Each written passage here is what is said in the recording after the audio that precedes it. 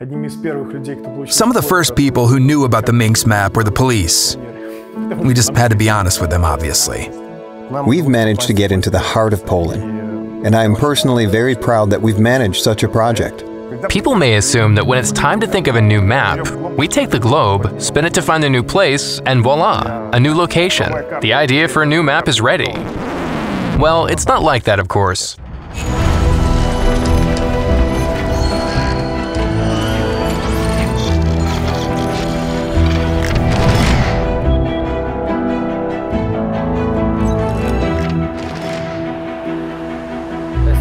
Today, we are in Studzianki Pancerne, a place that witnessed the biggest tank battle involving Polish tankers during the Second World War. We are near the monumental mausoleum. This monument, on which a tank from the 1st Armored Brigade lays, is a memorial to the fallen from the Battle of Studzianki. The pedestal is in fact placed over the resting places of the tankers who fought here in August 1944. Why is the Battle of Studzianki so important? This is where Polish tankers underwent their baptism of fire. It shows how well prepared they were and how superbly they acted. The Poles won this battle. Those few days were very tough and they suffered heavy losses, including 18 tanks. But despite the casualties, this battle eventually became a success for Polish tank forces. Our historian suggested Studzianki. It was a landmark battle for Poland after all. We also like the natural terrain in terms of level design, because there are all the objects necessary for our map. And the Polish countryside is well represented too. We were looking for a national song, which would be known to a wide range of Poles. One of these was W moim ogrodeczku, a Polish folk song. We really wanted it to be performed by a Polish band with traditional Polish instruments. This is when we found the group Żywiołek. One of the members of this band is an active World of Tanks player, so we instantly found common ground, which had a positive impact on our communication. They were interested in doing some kind of collaboration with us. The map was originally conceived as a small experiment. It was intended to be a very simple, easy-to-understand map, so that anyone playing it in any vehicle class would know what to do right away. We didn't seek to make Studzianki absolutely historically accurate, because as our previous experience shows, making an exact copy makes for bad gameplay. After all, you won't find a village or town that was built precisely for tank battles. The German troops were advancing from the south, from the Głowowa area, and it was here that they dug in first. They broke through the Soviet line of defense and reached the road leading from Studzianki to the road between Rychwol and Magneszew. After this, the German troops moved toward the brick factory, occupied the area, and prepared for their offensive. The Polish army, which was aiming to counter the German forces from further advancing to the north, pushed from the Lękowice area, and there in the windy altitude area, where a windmill originally stood, attacked the German forces coming from the brick factory.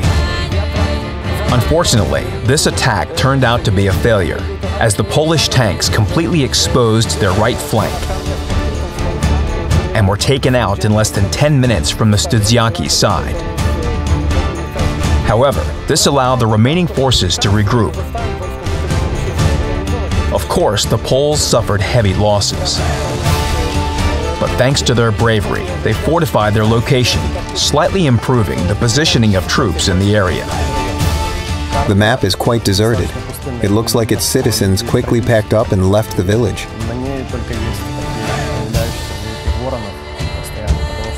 The only sounds it has are the caws of crows and crackling from the burning houses and scorched earth in the center. These sounds perfectly reflect the frightening sight of war depicted in this location.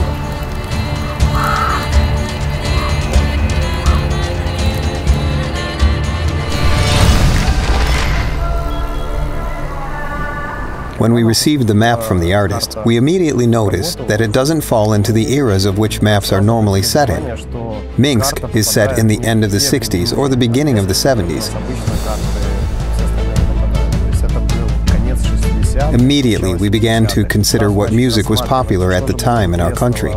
Strangely enough, there were very good performers, including our great group, and I mean it, the legendary band Pesnieri.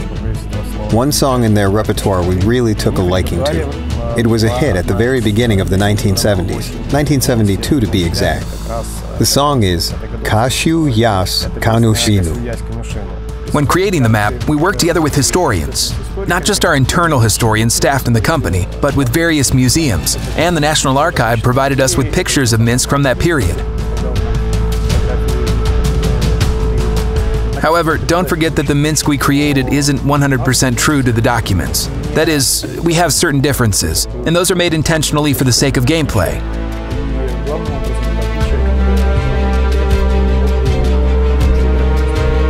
As an example, we can say that at the time there was no engineering work in the Svislok Channel, but we added 2 fords there.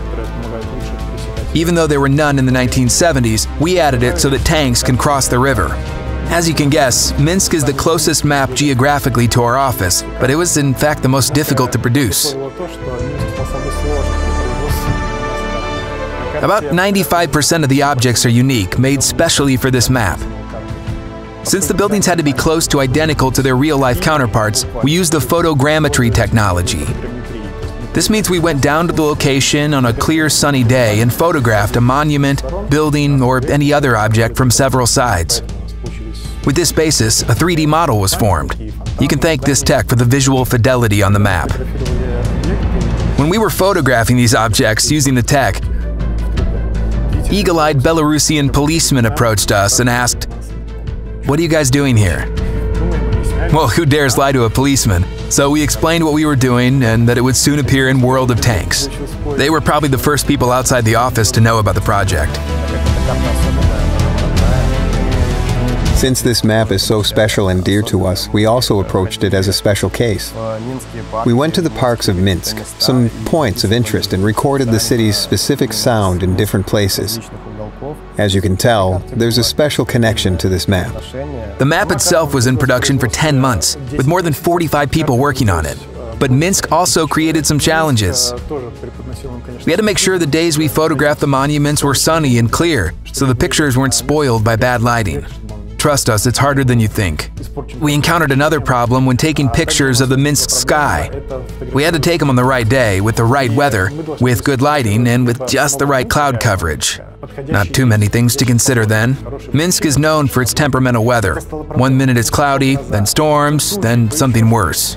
In the end, we finally seized our moment, photographed the sky, formed a skybox from it, but still we got a slightly overcast Minsk due to the cloud coverage. But I think this encapsulates Minsk's character perfectly. Our main goal was to translate the cheerful folk music performed by Pesnieri. Translate it, make it more dramatic, more military, strained in a way. And this is a completely different mood. It was necessary to save the melody while changing its mood. This is a rather difficult task. According to our concept, the usual Soviet sunny morning starts on the map, the radio is switched on, and the announcer says, "And now this composition will be conveyed by the performance of that orchestra." It's like we all get up, we do exercises and all that. And after a few seconds, this music transforms and becomes dramatic, revealing exactly the conflict that is happening here on the map.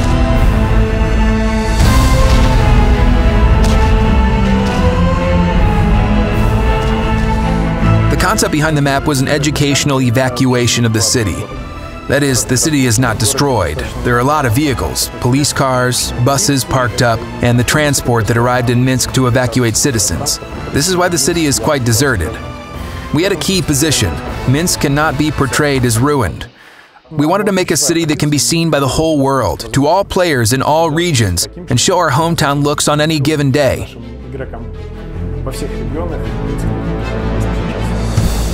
On the Minsk map, we also hid some Easter eggs. But of course, they're surprises, so I can't tell you about them. Have fun finding them for yourself. Well, I can hint that we already have a good tradition of putting stray cats on our maps.